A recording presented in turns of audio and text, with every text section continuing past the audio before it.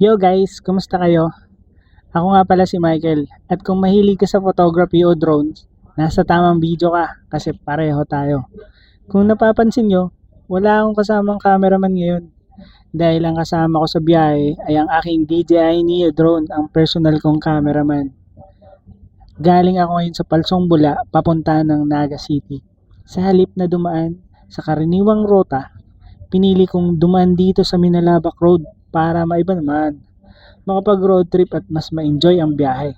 Isa sa mga dahilan kung bakit gusto ko ng rutang ito ay ang tahimik na kalsada, preskong hangin at napakagandang tanawin. Ang mga bundok at lunti ang paligid. Habang ako ay nagmamaneo, si DJI Neo ang kumukuha ng bawat galaw. Walang hawak na camera, walang stress.